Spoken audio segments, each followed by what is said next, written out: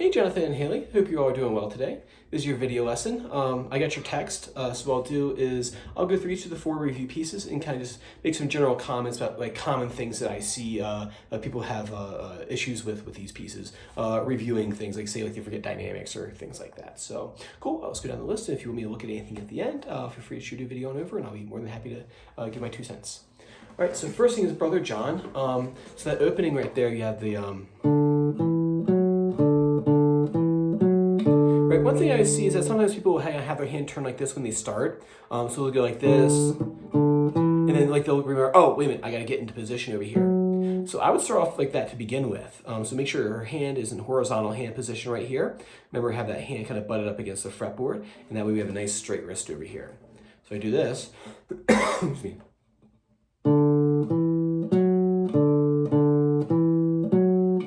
That's one thing that I see, that people kind of start with their hand turn and they go, oh, wait a minute, I got to get into horizontal hand. So consciously think about that before you begin. Next thing you want to think about is the F sharp G A phrase. The sometimes it has a tendency to be broken because it jumps a string and or going from a pinky to a pointer finger note. Like I said, sometimes people will do this. And then they'll drop that right there. So you want to make sure to go G, A. You see my first finger is kind of turned like this right here, so she doesn't need to be on the tip of her finger. She can kind of be like on the side of the finger, like that my fish hook I mentioned before. So you play the pinky and have that hand turned towards the pinky side. Nice tall pinky, nice tall pinky. If you're like this, it's gonna be a lot harder to muscle over, but if you're here like this, you can extend that first finger. It's much easier. And connect those 3 notes, F sharp, G, A. That's one thing I see for Brother John. Next thing for Meadow Minuet when I usually review with the students is that this is what happens. So they'll go, right? Practice getting that high C sharp. Remember, bring the hand down, hand up, Kung Fu style. Or ninja style, right? Eyes closed, right? Like that. So practice that right there. Other thing too is shifting from 2nd position to 7th position. We have positions on the guitar, obviously. 1st, 2nd, 3rd, 4th, and those are determined by the first finger. Where the first finger is will determine what position you are. So if I'm here and I have my pinky getting ready to do the jump, my first finger is poised over the 2nd fret, meaning that I am in 2nd position. Right? And then I shift up to the high note, the C sharp. Now, what position am I in here? 1, 2, 3, 4, 5, 6, 7. So if you think of it as a jump between the 2nd position and 7th position, you'll get less of this. So you go, fingers like bunch up, and then when you have to play these, you have to kind of extend everything back out again. Or if they go, right? So if they know they're in, if they go,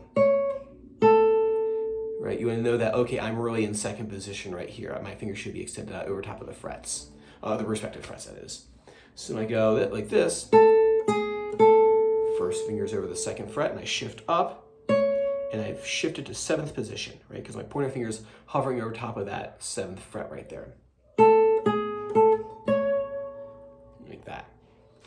And then with Long Long Ago, dynamics I see. So if I get my book 2 out here,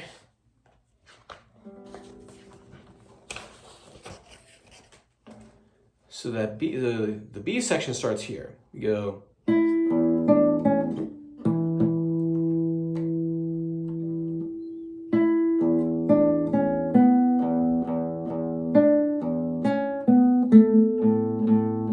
then it does the repeat of the melody.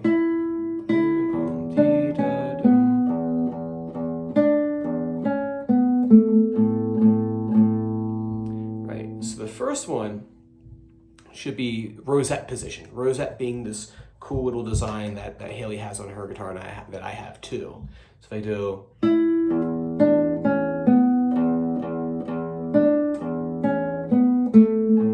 and then I go tosto. Tosto is a warmer sound. It's a bit more over the fretboard right here. I think David talked about taking the train. I never really did that so much because I hear this. But, you know, if it works for David, it works for David.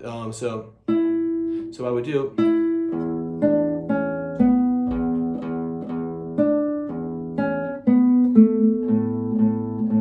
then place.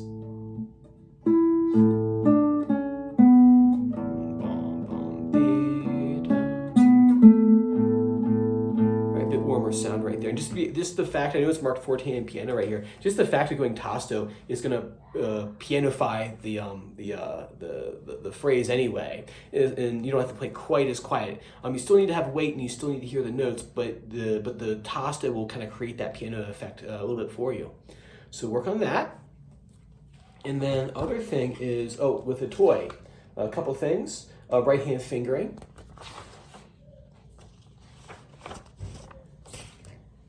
The Mammy pattern, right? And then getting into that chord shape right here. So when you do that, when she plays that M,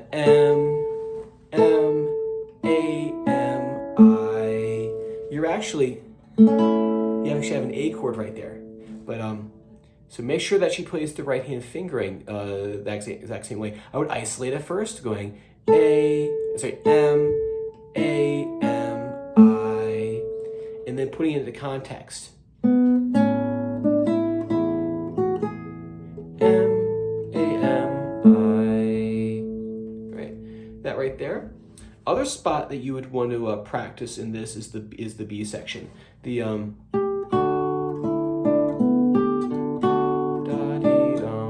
So the first one should be ponticello. Ponticello, or pont, as it's right on the paper, is back here, more nasally.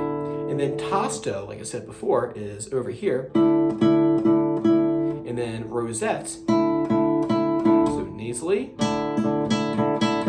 ponticello, warm, tasto, rosette, average, normal, whatever. What is normal? Yeah. So the first one, ponticello, and then tasto, rosette,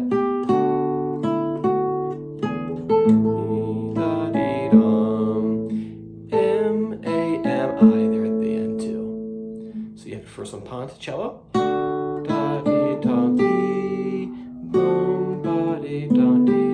rosette,